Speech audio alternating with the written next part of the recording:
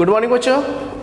तो जो last lecture हमने स्टडी किया था वो मैंने आपको न्यूमेरिकल करवाए थे, तो न्यूमेरिकल में आई होप आपको वो न्यूमेरिकल समझ में आए होंगे। फिलहाल जो आज के टॉपिक में पढ़ने वाले हैं वो हम इलेक्ट्रिक फील्ड से रिलेटेड टॉपिक पढ़ने वाले हैं। तो अब जो लेक्चर हम करेंगे उसमें हिंदी मीडियम और इंग्लिश मीडियम दोनों ही कंबाइंड करेंगे। तो कोशिश मैं करता हूँ कि जितना हो दोनों को एक वीडियो में ही समझ में आ जाए। तो भी अगर किसी को प्रॉब्लम होती है हिंदी मीडियम इंग्लिश मीडियम में तो वो पर्टिकुलर वर्ड मुझे बता दीजिएगा, मैसेज कर दीजिएगा, फिर मैं वो बता दूंगा कि इसका मीन्स क्या है। तो दोनों वीडियो जो है अब अलग अलग नहीं बनाएंगे हम, हिंदी मीडियम और इंग्लिश मीडियम दोनों ही कंबाइंड एक साथ चलेगा। ओके, तो लास्ट जो टॉपिक हमारा था वो था हमारा कुलाइम फोर्स हमने स्टडी किया था। ठीक है, ये कुलाइम फोर्स था हमारा। अब जो हम स्टडी करने वाले हैं वो हमारा है इलेक्ट्रिक फील्ड। इलेक्ट्रिक फील्ड की हम स्टडी करेंगे और इसका जो हिंदी वर्ड है वो है हमारा विद्युत क्षेत्र। ठीक है बच्चों, तो हम जो स्टडी कर रहे हैं वो है इलेक्ट्रिक फील्ड और विद्युत क्षेत्र। तो क्या है इलेक्ट्रिक फील्ड और विद्युत क्षेत्र क्या होते हैं उनकी हम बात कर लेते हैं। तो सबसे पहले आप ये देखो कि इलेक्ट्रोस्टैटिक्स में जब भी जनरली इलेक्ट्रिक वर्ड आए तो उसे आपको रिलेट करना है चार्ज से। चार्ज का मीन्स आप जानते ही हो। तो जब भी इलेक्ट्रिक वर्ड आता है वो होता है चार्ज। ठीक है, अब ये फील्ड का मतलब होता है एरिया। तो इलेक्ट्रिक फील्ड का मतलब है मीन्स है एरिया ऑफ चार्ज। किसका एरिया? चार्ज का एरिया। ओके, तो ये जो इलेक्ट्रिक है इसको हम रिलेट करते हैं चार्ज से, और फील्ड का मतलब होता है एरिया। एरिया का मतलब जानते हो क्षेत्र है और ये आवेश है। तो जनरल जो डेफिनेशन निकलती है वो डेफिनेशन हमारी निकलती है कि किसी चार्ज का एरिया या किसी आवेश का क्षेत्र। अब ये एरिया से क्या मतलब है? तो जनरली हमने कई बार देखा है कि अगर आप एक मैग्नेट की बात करते हो, नॉर्थ पोल साउथ पोल, और मैं मैग्नेट यहाँ पे रखता हूँ तो south pole north pole randomly ले लिया तो ये इसको रिपेल करता है। यहाँ रखूँ तो भी रिपेल करेगा, बट एक लिमिट के बाद मैं अगर इसको हटा के क्या करता हूँ यहाँ पे रख देता हूँ। ठीक है, ये है साउथ पोल और नॉर्थ पोल। तो ज़रूरी नहीं है कि ये इसको रिपेल करे, क्योंकि मैग्नेट भी जब भी हम देखते हैं तो मैग्नेट को जब पास पास रखते हैं तो वो क्या करता है, अट्रैक्ट रिपल की बात होती है। पर बहुत दूर रखते हैं तो अट्रैक्शन रिपल्सन नहीं हो रहा होता है। मतलब मीन्स क्या है कि ये अट्रैक्शन रिपल्सन जो है, आकर्षण और प्रतिकर्षण, वो एक लिमिट डिस्टेंस पे या एरिया पे हो रही है, उसके बाहर नहीं हो रही। सेम ऐसे ही इलेक्ट्रिक फील्ड में भी होता है। इसमें क्या होगा आपका कि अगर हम क्या करते हैं इसको, अगर हम क्या करते हैं एक चार्ज लेते हैं, ठीक है, तो ये जो चार्ज है ये अपना एक एरिया फॉर्म करता है, पर्टिकुलर एरिया, जिसके इनसाइड ये दूसरे चार्ज को अट्रैक्ट और रिपेल कर सकता है। जैसे अगर मैं ये पॉजिटिव टेस्ट चार्ज की बात करें तो टेस्ट चार्ज हमेशा क्या होता है, पॉजिटिव चार्ज होता है। तो ये चार्ज जो है, ये चार्ज क्या करेगा बच्चों, ये चार्ज इनको रिपेल करेगा। अगर ये नेगेटिव होता तो ये इनको क्या करता, अट्रैक्ट करता। बट क्या ये इस फील्ड से बाहर, मैंने ये बोला है कि इसकी जो अट्रैक्शन रिपल्सन की पावर है वो इतने फील्ड के अंदर ही है। बट अगर मैं इससे बाहर की बात करता हूँ तो बाहर नहीं हो पाता, मतलब ये इसको रिपेल नहीं कर पाता, मीन्स इसकी पहुँच इसके अंदर ही है। तो ये जो फील्ड है ना, ये जो एरिया मैंने बनाया है वो इस चार्ज का इलेक्ट्रिक फील्ड होगा। समझ में आया? तो ये जो फील्ड हमने फॉर्म किया है ये फील्ड किसका है, इस चार्ज के लिए डिफाइन कर रहे हैं कि इसके अंदर ये चार्ज इन सब पर रिपेल कर रहा है। ठीक है, तो ये फील्ड किसका है, इसका है। कैसा फील्ड है, इलेक्ट्रिक फील्ड है। ठीक है, तो अब इलेक्ट्रिक फील्ड का एक जनरल डेफिनेशन बना कि electric field is a special field. ये फील्ड है, स्पेशल क्यों बोल रहे हैं, इसी के अंदर ये फोर्स लगा रहा है, इससे बाहर ये फोर्स इस पर नहीं लगा पा रहा। तो electric field is a special field in which it attract और रिपेल अदर टेस्ट पार्टिकल या टेस्ट चार्ज। ठीक है, तो what is the electric field? तो electric field is a special field in which it attract और repel the other charges. Example के लिए अगर ये नेगेटिव चार्ज होता है यहाँ पर तो उसको ये क्या करता, उसको ये अट्रैक्ट करता, नो डाउट। इसको क्या करेगा, ये रिपेल करेगा, बट इस फील्ड के अंदर ही करेगा, बाहर नहीं करेगा। इसलिए हमारा ये फील्ड इस चार्ज का इलेक्ट्रिक फील्ड है। किसका? इसका। आई होप ये डेफिनेशन आपको समझ में आई। ठीक है, तो अगर छोटी छोटी डेफिनेशन है तो वो मैं लिख देता हूँ, अदरवाइज आपको नोट खुद बताना है। तो what is the electric field? तो electric field is a special field of any charge in which it attract other charges. तो electric field is a special field of any charges in which it attract और repel other charges. ठीक है, ये हो गया। ये हमारा क्या हो गया? ये हमारा इलेक्ट्रिक फील्ड हो गया। ओके, आई होप समझ में आया होगा। ठीक है, ये हो गया हमारा इलेक्ट्रिक फील्ड। अच्छा, अब एक वर्ड आएगा, नेक्स्ट वर्ड है हमारे पास, वो हमारे पास है electric field intensity. Next word हमारे पास है electric field intensity. Hindi medium वाला सुन लो, क्या हम इसे बोलेंगे? यह है इलेक्ट्रिक फील्ड की बात करें। विद्युत क्षेत्र क्या होता है? तो विद्युत क्षेत्र किसी भी आवेश का वह प्रभावशाली क्षेत्र होता है जिसके अंदर ये दूसरे आवेशों को आकर्षित या प्रतिकर्षित कर सकता है। ठीक है, नेक्स्ट वर्ड हमारा है इलेक्ट्रिक फील्ड इंटेंसिटी। देखो, इंटेंसिटी जनरली क्या चीज़ है? कई जनरली हम लोग इंटेंसिटी का मीन समझ नहीं पाते कि इंटेंसिटी होता क्या है। हिंदी वर्ड जो है इसका है वो है विद्युत क्षेत्र की तीव्रता। क्या वर्ड है हमारे पास? विद्युत क्षेत्र की तीव्रता। अब ये क्या वर्ड है? विद्युत क्षेत्र है और ये हमारी तीव्रता है। समझ में आ रहा है क्या? क्या है? विद्युत क्षेत्र है, विद्युत क्षेत्र की तीव्रता। विद्युत क्षेत्र मैंने बता दिया, इलेक्ट्रिक फील्ड मैंने बता दिया है। चलो अब देखते हैं ये क्या चीज़ है। देखो, एग्जाम्पल के लिए मैं ऐसे बोल रहा हूँ, ये मेरे पास मोबाइल है। ठीक है, इस मोबाइल का एरिया जो है, जनरली समझना है इसको, प्रेशर जो एक चीज़ आपने देखा हो, सुना होगा, pressure equal to force upon area. ये भी एक टाइप का इंटेंसिटी है, एक तीव्रता ही है, बल की तीव्रता है, फोर्स की इंटेंसिटी है। ठीक है, अभी क्या चीज़ है उसको समझ लेते हैं। पॉइंट ये है कि अगर मैंने क्या किया, इसका एरिया कंसीडर करो। ये मोबाइल है और मोबाइल का एरिया है 20 मीटर स्क्वायर। कितना है एरिया जो ले रहा हूँ मोबाइल का? वो है 20 मीटर स्क्वायर। और मैंने इस पे जो फोर्स लगाया, जो सो मैंने प्रेशर डाला ना, ये जो मैंने फोर्स अप्लाई किया है, ये जो फोर्स है, ये फोर्स है मेरा, कंसीडर कर लेते हैं 100 न्यूटन। तो मैंने मोबाइल का एरिया कितना लिया है? नो डाउट इतना है नहीं जो मैंने लिखा है, बट कंसीडर कर लिया कि इस मोबाइल का जो एरिया है वो 20 मीटर स्क्वायर है। श्योर। और अब मैंने इस पर क्या किया है? 100 न्यूटन का फोर्स लगाया। ठीक, तो मुझे एक बात बताओ, मैंने फोर्स कितना लगाया?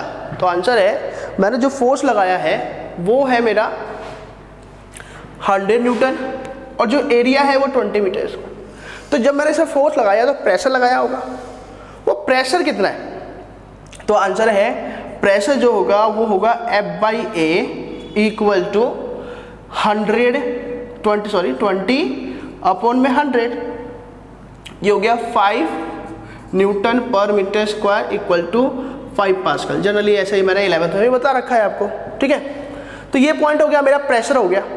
ठीक है, अब दो वर्ड, प्रेशर और फोर्स है क्या? एक्चुअली प्रेशर जो है ना, वो फोर्स की इंटेंसिटी बता रहा है। क्या बता रहा है? वो फोर्स की इंटेंसिटी बताता है। वो ये डिफाइन करता है कि पर यूनिट एरिया पे कितना फोर्स लग रहा है। फोर्स तो टोटल कितना है?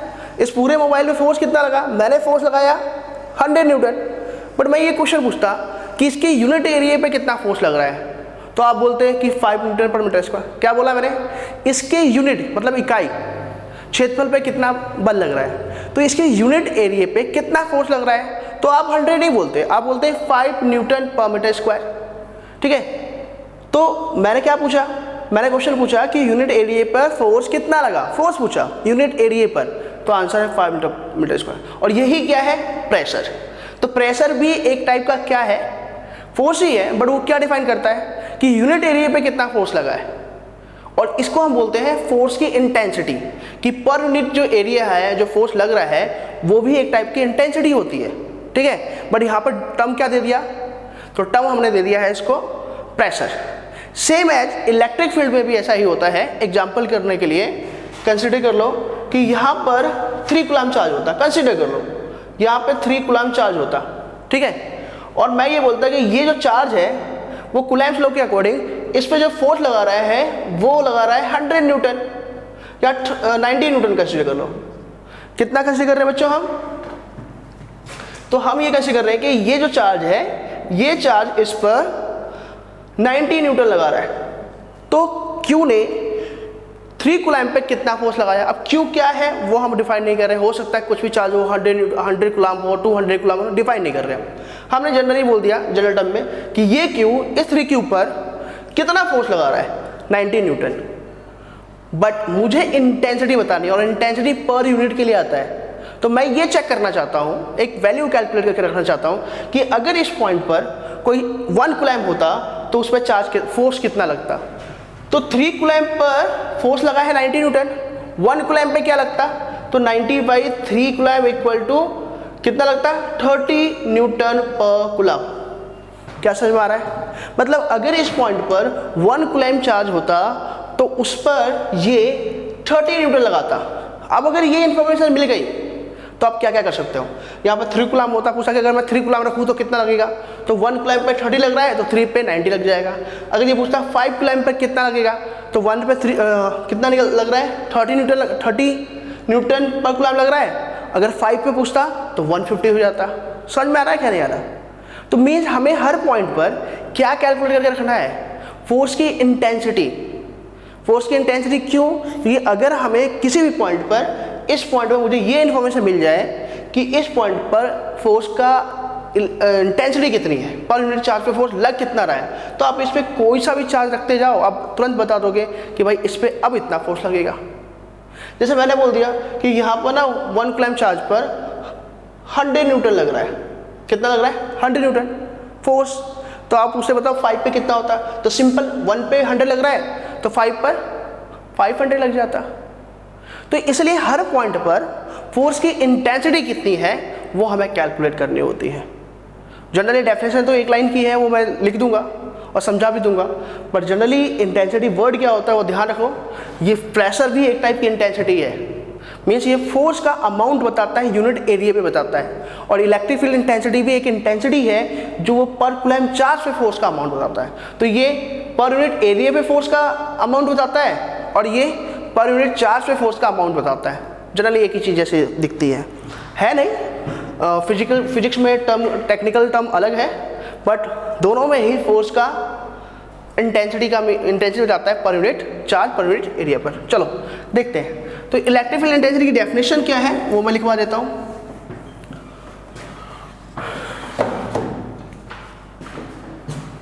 देखिए इसकी जो डेफिनेशन है वो ये है, एक डायग्राम अगेन में बना रहा हूं आपको।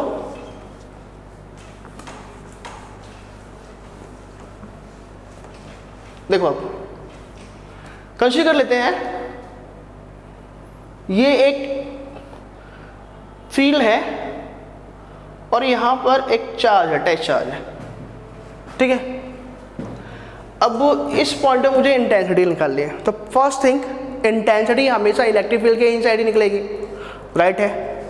दूसरी बात देखो, इंटेंसिटी क्या है, यूनिट चार्ज पे फोर्स का अमाउंट कितना है, यही ना। ये पॉइंट बी कंसीडर कर लेते हैं और यहां पर एक पॉइंट लेते हैं ए, इस पे भी टेस्ट चार्ज मैं वही ले रहा हूं। पहले फर्स्ट थिंग ये बताओ मुझे कि क्या ए पर ये क्यू जो फोर्स लगाएगा और बी पे जो ये क्यू फोर्स लगाएगा, क्या दोनों पे सेम होगा या डिफरेंट होगा। नो डाउट डिफरेंट होने वाला है। ये डिस्टेंस और ये डिस्टेंस दोनों डिफरेंट है ना। तो एग्जांपल के लिए अगर मुझे ए पॉइंट फोर्स निकालना है तो एफ ए क्या होगा, अगर मैं ये डिस्टेंस r1 ले लेता हूँ, ये डिस्टेंस r1 ले ली और ये डिस्टेंस जो है इससे ये मैंने r2 ले ली है। तो फोर्स जो होगा वो क्या होगा, जो फोर्स होगा वो होगा के क्यू नॉट अपॉन में R1 का स्क्वायर। किसके लिए, ये क्यू जो क्यू नॉट पे लगाएगा ए पे लगाएगा। बट अगर एफ बी निकालूँ मैं तो वो क्या होगा, ये क्यू बी पे जो क्यू नॉट है उस पर जो फोर्स लगा रहे हैं वो होगा के क्यू नॉट अपॉन में R2 का स्क्वायर लगेगा। तो क्या दोनों पर जो फोर्स का अमाउंट है वो सेम है या डिफरेंट है, डिफरेंट है। समझ में आ रहा नहीं आ रहा। तो इन पॉइंटों पे इंटेंसिटी भी डिफरेंट होगी। इंटेंसिटी क्या बोलती है, पर यूनिट चार्ज पे कितना फोर्स लगता है। ठीक है, तो पहले मैं एक इंटेंसिटी की डेफिनेशन देता हूँ, फिर इन पॉइंट पे आगे आता हूँ। तो electric field intensity in electric field at any point ठीक है, electric field intensity in electric field at any point is force per unit area, force per unit charge. क्या थोड़ा सिंपली भी मैं अगर डिफाइन करूं तो इतना कॉम्प्लिकेट नहीं करते अपन, सिंपल लिख देते हैं। It is in electric field at any point force, कौन सी फोर्स की बात कर रहे हैं, तो हम फोर्स की बात करते हैं electric force per unit charge known as electric field intensity at that point। देखिए वर्ड, एक एक वर्ड बहुत इंपॉर्टेंट होता है, तो उन वर्ड पे आप ध्यान देना। क्या मैंने डिफाइन किया हुआ है, पहले जो मैंने डिफाइन किया हुआ है वो ये है, इन इलेक्ट्रिक फील्ड। फर्स्ट थिंग, जब भी इलेक्ट्रिक फील्ड इंटेंसिटी डिफाइन करोगे वो इलेक्ट्रिक फील्ड के अंदर आएगा। तो in electric field at any point, अब एनी पॉइंट क्यों ले रहा हूं मैं वो बताता हूं मैं। तो in electric field at any point electric force per unit charge known as the electric field intensity at that point. तो दो वर्ड बहुत इंपॉर्टेंट है, दैट पॉइंट, एनी पॉइंट, ठीक है ना ये। और मेन जो डेफिनेशन है वो है फोर्स पर यूनिट चार्ज। इसका जो सिंपल है डिनोट करने का वो होता है E इक्वल टू F/Q0। और अगर मैं इसको ढंग से लिखना चाहूँ तो ये क्या है, ये है आपका इलेक्ट्रिक फील्ड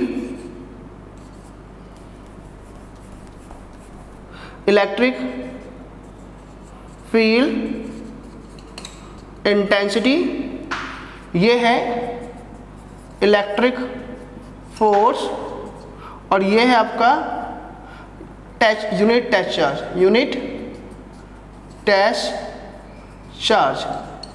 या यूनिट क्या, टच चार्ज समझ लो, सिंपल से हम बोल दे तो टच चार्ज है ये। ठीक है, आगे आते हैं। देखो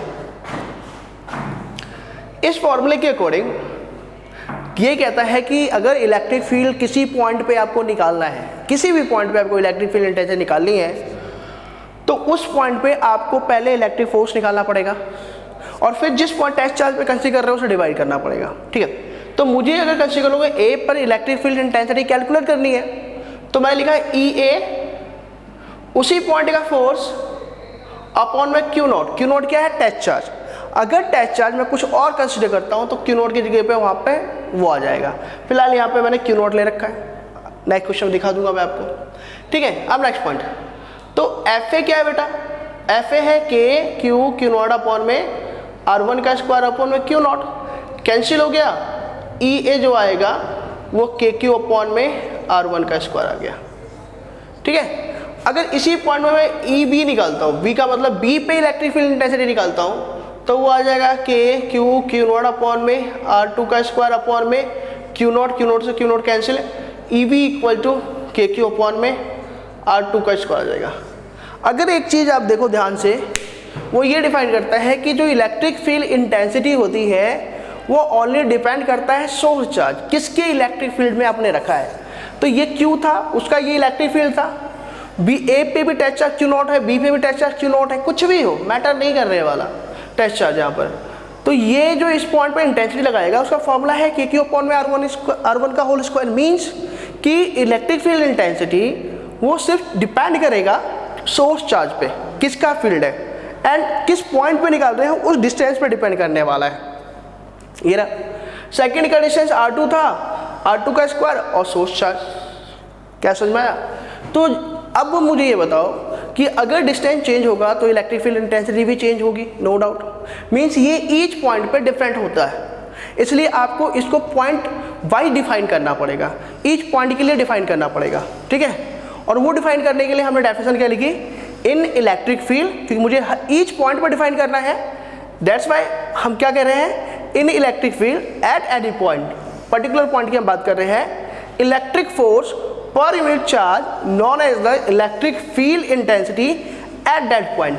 जो पॉइंट आपने पिक कर रखा है उसी पॉइंट पे हम डिफाइन करेंगे। अगर आपका पॉइंट चेंज हुआ तो आपकी इलेक्ट्रिक फील्ड इंटेंसिटी भी चेंज हो जाएगी। श्योर, इतना आई थिंक आपको हो समझ में आया होगा। तो ये हमारा इलेक्ट्रिक फील्ड इंटेंसिटी का डेफिनेशन था, टेस्ट चार्ज। तो एक पॉइंट श्योर है कि electric field intensity test charge पर डिपेंड तो नहीं करने वाली, वो डिपेंड करेगी किस पर, सोर्स चार्ज पे ही डिपेंड करेगी। श्योर, ये था हमारा इलेक्ट्रिक फील्ड इंटेंसिटी का। कुछ पॉइंट और बात करते हैं इलेक्ट्रिक फील्ड इंटेंसिटी की।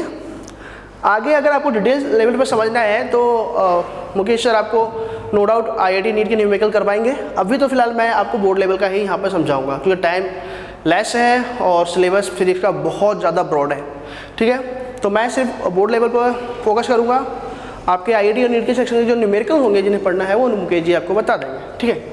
आगे हम बात क्या कर रहे हैं वो देखो, इलेक्ट्रिक फील्ड ना, जो इलेक्ट्रिक फील्ड इंटेंसिटी है वो फील्ड की प्रॉपर्टीज होती है। ये बहुत इंपॉर्टेंट चीज़ है, जिनको डेप्थ में स्टडी करनी है वो इस पॉइंट पे फोकस करना, ठीक है। इलेक्ट्रिक फील्ड इंटेंसिटी फील्ड की प्रॉपर्टीज होती है। किस फील्ड की? इलेक्ट्रिक फील्ड की प्रॉपर्टीज होती है। मीन्स अगर आपने पॉइंट चेंज किया, ठीक है ना, तो इलेक्ट्रिक फील्ड इंटेंसिटी आपका चेंज हो जाएगा। चलो थोड़ा और देखते हैं IIT, बाकी रिमेनिंग जो सेक्शन है डेप्थ में वो IIT नीट में देख लेंगे अपन, ठीक है। कुछ और पॉइंट की हम बात कर लेते हैं, ठीक है। क्या बात करता हूँ कर रहा हूँ मैं, पहले ये यूनिट और डायमेंशन की भी बात हम कर लेते हैं। थोड़ा मैं यहीं लिख देता हूँ, सेंटर पे है। तो यूनिट ऑफ इलेक्ट्रिक, शॉर्ट लिख रहा हूँ, इलेक्ट्रिक फील्ड इंटेंसिटी को EFI लिख रहा हूँ। तो unit of EFI means electric field intensity. तो E इक्वल टू हमारा है F/Q0, तो यह है न्यूटन पर कूलम, ठीक है। डायमेंशन की बात कर ले अपन, तो dimension of electric field intensity, तो नो डाउट E की जो डायमेंशन होगी वो फोर्स है M1 L1 T-2, और जो चार्ज होता है वो होता है AT। पहले भी मैंने आपके वीडियो में बता रखा है AT है। तो ये जो सिंप्लीफाई होगा वो हो जाएगा E equal to M1 L1 T-3 A-1। ये हो गई मेरे पास इलेक्ट्रिक फील्ड इंटेंसिटी की डायमेंशन भी आ गई। तो अब कई बार क्वेश्चन में आपको न्यूमेरिकल करते हैं टाइम ऑफ पीरियड में आपको बोलेगा कैलकुलेट इलेक्ट्रिक फील्ड, तो आपको रिमाइंड रखना है कि ये आपको इलेक्ट्रिक फील्ड इंटेंसिटी कैलकुलेट करवा रहा है, ना कि इलेक्ट्रिक फील्ड जो एक्चुअली हम बोलते हैं। इलेक्ट्रिक फील्ड एरिया होता है, वो एरिया आपसे कैलकुलेट नहीं करवाएगा, वो कैपिटल ही कैलकुलेट करवा रहा है। तो कई बार बोर्ड एग्जाम में भी और दूसरे एग्जाम में भी आपको मेंशन कर देता है कैलकुलेट इलेक्ट्रिक फील्ड, तो आपको रिमाइंड रखना है इट वॉन्ट, क्या करता है ये, it won't calculate electric field intensity. अगर वो किसी रिप्ले क्या मेंशन करता है, इलेक्ट्रिक फील्ड कैलकुलेट करो, तो इसका आंसर है वो इलेक्ट्रिक फील्ड इंटेंसिटी कैलकुलेट करवाता है। ओके, इतना क्लियर है। चलो आगे अपन और बात करते हैं। दो डेरिवेशन है, वेक्टर फॉर्म कूलम्ब्स लॉ का और इलेक्ट्रिक फील्ड इंटेंसिटी का सुपरपोजिशन भी है, ठीक है। बट फिलहाल अपन उसको स्टडी नहीं करना चाहते, बट अगर करें तो भी कोई प्रॉब्लम नहीं। चलो ट्राई स्टार्ट करते हैं। थोड़ा लेंदी है, टाइम जाएगा उसमें, तो अगर टाइम जाता है तो वो लेक्चर मैं कंटिन्यू करूँगा, दूसरे लेक्चर में आ जाएगा। अगर हाफ इनकम्प्लीट जाता है तो वो लेक्चर मैं दूसरे में ट्रांसफ़र कर दूँगा, ठीक है। चलो रब करते हैं इसको।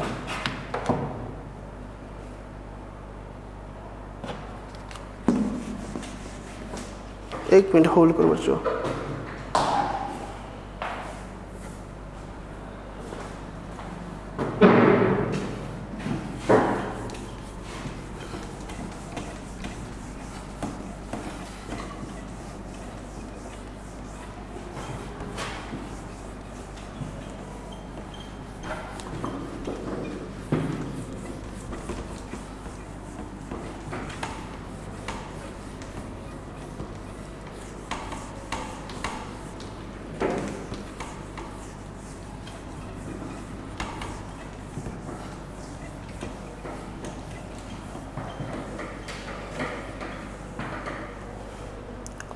ओके बच्चों,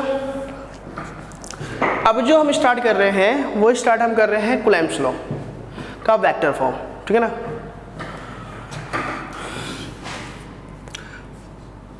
vector form of Coulomb's force. ध्यान रखना, जो कूलम्ब फोर्स है उसी को हम डिफाइन कर रहे हैं इलेक्ट्रिक फोर्स। जनरली हम इसे इलेक्ट्रिक फोर्स बोल देते हैं, और क्योंकि कूलम्ब्स ने इस पॉइंट पे फोकस किया था, टॉपिक पर उन्होंने ही डिस्कवर किया था, इसलिए इसको हम कूलम्ब्स फोर्स भी मेंशन कर देते हैं। अब मुझे इसको वेक्टर फॉर्म में सॉल्व करना है, ठीक है। क्या है वेक्टर फॉर्म, स्टार्ट करेंगे, बट इससे पहले मैं रिमाइंड करवा दो, हमने जो 11th में वेक्टर किया था यूनिट वेक्टर, उसका यहाँ पर एप्लीकेशन है, उसे हमें यूज करना है। तो अगर किसी को डाउट होता है तो वो अपने 11th के टॉपिक को देखें, फिर यहाँ पर आए, ठीक है, फिर उस वीडियो को देखें, ठीक है। अगर नहीं आता तो चलिए पहले हम बात कर लेते हैं कुछ पॉइंट की। मैं बात कर दूं कि ये बोल क्या रहा है कि vector form of Coulomb's force क्या है। तो देखो, और क्यों नीड पड़ती है। तो देखो होता क्या है कि अगर मैंने क्या कर रखा है कि दो मैंने चार ले रखे हैं, Q1 और ये Q2, मैं इसका ऐसे फोर्स निकालता हूँ, डिस्टेंस है R, तो आप लिखते हो भाई F इक्वल टू के Q1 Q2 अपॉन में R², नो डाउट सही। अगर Q2 का Q1 पे भी निकालूँ तो भी आप लिखोगे के Q1 Q2 अपॉन में R²। मीन्स अगर मैं फोर्स निकाल रहा हूँ, force of Q1 on Q2, force ये क्या है मेरे पास, force of Q1 on Q2, और ये है force of Q2 on Q1, तो दोनों का आंसर सेम है। ये इस पे फोर्स लगा रहा है और ये इस पे फोर्स लगा रहा है, तो दोनों का आंसर तो सेम ही है। और ठीक है, अगर नॉर्मल माइंड सेटअप से हम बात करते हैं तो ये इसको रिपेल करेगा तो इधर फोर्स लगा देगा, ये इस पे रिपेल करेगा तो इधर फोर्स को लगा देगा, ठीक है। बट प्रॉब्लम ये है कि ये जो फोर्स अप्लाई हो रही है उसकी डायरेक्शन क्या है, ठीक है। एंड सेकेंड पॉइंट कि किसके फ्रेम ऑफ रेफरेंस, अगर हम इसी को देखें, मैं अपने फ्रेम ऑफ रेफरेंस से देखता हूँ, फोर्स ऐसे आ रहा है, तो मुझे अगर मैं इसकी इस फोर्स की बात, थोड़ा डिटेलिंग है मैं बात कर रहा हूँ, आप ट्राई करना, ठीक है। कि अगर मैं इस पार्टिकल की बात करूँ, देखो आप, तो अगर मैं नीचे हूँ तो मुझे ये क्या दिखेगा, फोर्स अगर इधर जा रहा है तो फोर्स इधर जा रहा है। अगर आपके पॉइंट ऑफ व्यू से देखूँ तो फोर्स इधर जा रहा है, ठीक है। उस कोने में कोई बंदा होगा तो उसे एंगल पे जाता हुआ दिखेगा, सही है। कि अगर आप फ्रेम ऑफ रेफरेंस डिफरेंट लेते हो तो फोर्स का जो डायरेक्शन है वो डिफरेंट है। तो कई पर्टिकुलर चीज़ों में आपसे पूछा जाता है कि भाई फोर्स की डायरेक्शन क्या है, तो उसके लिए हम फ्रेम ऑफ रेफरेंस बताना बहुत ज़रूरी होता है। तो स्केलर फॉर्म में, इस फॉर्म में हमें डायरेक्शन पता ही नहीं चलती कि फोर्स की डायरेक्शन क्या है। Q1 ने जो फोर्स अप्लाई किया उसकी डायरेक्शन क्या है, और Q2 ने फोर्स लगाया उसकी डायरेक्शन क्या है, ये इन्फॉर्मेशन अवेलेबल नहीं है कि हमें ये इन्फॉर्मेशन दे दे कि डायरेक्शन क्या होने वाली है, ठीक है। कौन किस पे फोर्स लगा रहा है, अभी तो मैंने साइड में ब्रेक मेंशन किया हुआ है, बट अगर जस्ट मैं इतना लिखा हुआ मेंशन कर रहा हूँ तो आप आइडेंटिफाई नहीं कर सकते किसने किस पे फोर्स लगाया और किसी वैल्यू दे रखी है, ठीक है। और फोर्स होता है वेक्टर, तो हमें उसकी डायरेक्शन तो पता होनी चाहिए। तो ये वेक्टर फॉर्म उसी के लिए यूज करेंगे कि फोर्स की डायरेक्शन क्या है, किसी के फ्रेम ऑफ रेफरेंस के पॉइंट ऑफ व्यू से देखेंगे कि उसके पॉइंट ऑफ व्यू से फोर्स की डायरेक्शन क्या जाती है। चलो स्टार्ट करते हैं, ठीक है। तो ये जो है फोर्स वेक्टर है, बट ये फोर्स का स्केलर फॉर्म है। मीन्स ये सिर्फ मैग्नीट्यूड देगा फोर्स की कि Q1 Q2 पे कितना लगा रहा है, डायरेक्शन इन्फॉर्मेशन नहीं देने वाला, और वेक्टर फॉर्म की इन्फॉर्मेशन तो बिल्कुल मिलती ही नहीं है। तो स्टार्ट करते हैं, वेक्टर फॉर्म स्टार्ट करते हैं।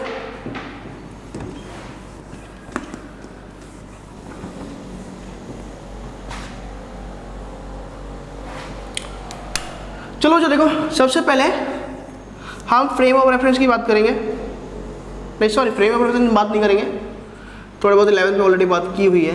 मेरे पास एक रेफरेंस फ्रेम है, कार्टेशियन कोऑर्डिनेट है XYZ, ठीक है। अब इस पॉइंट पर यहाँ पर मेरे पास चार्ज है Q1 और ये चार्ज है मेरा Q2, ठीक है। तो जब भी वेक्टर की हम बात करते हैं तो हम पोजीशन वेक्टर बताते हैं कि ये पार्टिकल कहाँ पर है। तो Q1 चार्ज जो है ऑरिजिन के रिस्पेक्ट में R1 पोजीशन वेक्टर पर है और Q2 जो है वो R2 पोजीशन वेक्टर पर है। श्योर। तो ये पॉइंट हो गया कि पहले तो आपने ये इन्फॉर्मेशन दे दी कि आप Cartesian coordinate frame of reference में आप वेक्टर फॉर्म सॉल्व करने वाले हो। ऑरिजिन के रिस्पेक्ट में Q1 की पोजीशन वेक्टर जो है वो है आपकी R1 और जो Q2 की है वो है आपकी R2 है। श्योर बच्चों। इससे आगे हम बात करते हैं, ठीक है। इससे आगे हम क्या बात कर रहे हैं वो देख लो आप एक बार, कि मुझे फोर्स कैलकुलेट करना है Q1 का Q2 पर। तो क्या मैं सिंपली बेसिक लाइन लिखता हूँ, electric force of charge Q1, ठीक है, ऑन चार्ज Q2। मुझे Q1 का फोर्स अप्लाई करना है Q2 पर। एक चीज़ मैं पहले ही मेंशन कर रहा हूँ, डिफरेंट बुक में अगर आप देखोगे तो यहाँ पर जो टर्म आने वाली है वो थोड़ी चेंज होने वाली है, ठीक है। तो वो माइंड मत करना कि हर सारे जो टीचर हैं और जो बुक राइटर हैं वो डिफरेंट तरीके से मेंशन करते हैं, जो क्या चीज़ है वो मैं बताने वाला हूँ आपको। तो वो माइंड मत करना कि सर बुक में ऐसा लिखा हुआ है, आपने ऐसा लिखा हुआ है। उसका रीज़न मैं बता दूंगा, मैंने ऐसा क्यों लिखा हुआ है, ठीक है। उसका रीज़न मैं बता दूंगा, ठीक है। तो पहले आप टॉपिक देख लेना आराम से, और तो भी कोई कन्फ्यूजन हो तो पूछ लेना आप वैसे, ओके। तो electric force of charge Q1 on charge Q2 की बात कर रहे हैं, ठीक है। तो मेरा जो जनरल फॉर्मूला है मैंने मेंशन किया कि फोर्स अप्लाई किसने किया, फोर्स अप्लाई कर रहा है Q1। दोनों पॉजिटिव चार्जेज है तो Q1 अगर Q2 पे फोर्स अप्लाई कर रहा है तो वो रिपेल करेगा इसको, और वो डायरेक्शन पॉजिटिव रिपेल करते हैं। तो in case of this statement Q1 is source charge and Q2 is the test charge. That's why the direction of the Coulomb force or electric force due to Q1 on Q2 is ये direction होने वाली है हमारी, ठीक है। इसको represent कैसे करेंगे, तो फोर्स अप्लाई किसने किया Q1 ने, किस पे अप्लाई किया 2 पर। आप इधर से राइट डाउन करोगे 1 2, कई सारे टीचर इसको ऐसे लिखने वाले हैं 1 2, ठीक है। वो अपना पैटर्न है, कोई माइंड नहीं है। यहाँ पे हम मेंशन कर रहे हैं, इधर से मेंशन कर रहा हूँ कि 1 ने अप्लाई किया 2 पर, और कई टीचर ऐसे स्टडी करते हैं इसको 1 ने अप्लाई किया 2 पर, तो वो अपना पैटर्न होता है, ठीक है। तो मैंने कैसे लिखा कि Q1 ने फोर्स अप्लाई किया है Q2 पर, तो 1 ने अप्लाई किया है 2 पर। आगे नेक्स्ट पॉइंट, तो 1 ने फोर्स अप्लाई किया 2 पर, तो रिमेनिंग टर्म तो यही होगी, और मैंने ये आपको वेक्टर में बता दिया था डिटेल में, ठीक है। अब मैं यहाँ पे जो लिखने वाला हूँ वो है R12 का स्क्वायर और R12 का कैप। ये टर्म बहुत इंपॉर्टेंट है कि कई सारे स्टूडेंट पूछेंगे सर ये 21 और ये 12 का क्या मीन्स है, तो अपन डिस्कशन करेंगे। फिलहाल एक चीज़ देखो, ये चीज़ कि ये क्या चीज़ है।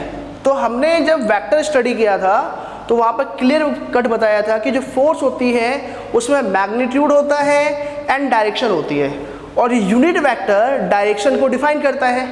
तो ये जो टर्म है ना, ये वाला सिर्फ ये सेक्शन, ये तो वेक्टर, ये तो सिर्फ मैग्नीट्यूड है फोर्स का, और ये जो कैप वाला है ना वो डायरेक्शन है। और ये क्या डिफाइन करता है, ये डिफाइन करता है कि फोर्स 1 ने 2 पे अप्लाई किया, 1 ने 2 पे अप्लाई किया, और ये शो करता है कि फोर्स का मूवमेंट किधर से है, फोर्स की डायरेक्शन किधर से है। तो फोर्स की डायरेक्शन 1 से 2 की तरफ है, means starting from 1 and toward to 2। क्यों कि 1 अगर Q1 Q2 पे फोर्स अप्लाई करेगा तो ये रिपेल करेगा, और रिपेल करेगा तो इस डायरेक्शन में रिपेल करेगा, तो फोर्स स्टार्ट होगा Q1 से एंड एंड होगा Q2 पे।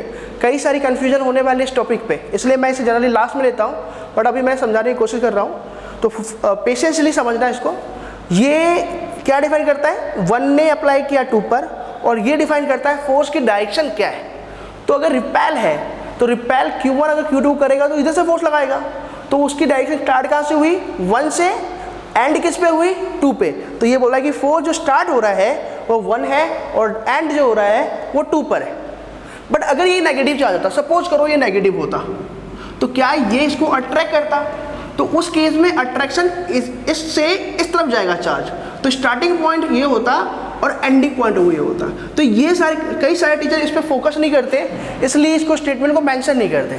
तो आपको क्या ध्यान रखना है कि अगर रिपेल है तो रिपेल स्टार्ट होगा 1 से, एंड होगा 2 पर, इसलिए 1 2। बट अगर ये नेगेटिव होता तो अट्रैक्ट करता, तो स्टार्ट होता इधर से, खींचता अपनी तरफ, अट्रैक्ट होता, स्टार्ट होता इधर से, एंड होता इधर, तो लिखता मैं 2 1, तो यहाँ पे लिखता मैं 2 1।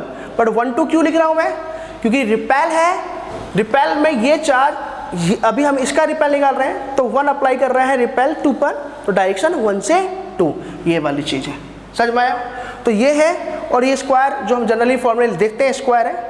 अब इसकी बात नहीं बता दूं ये क्यों लिखा जा रहा है। देखो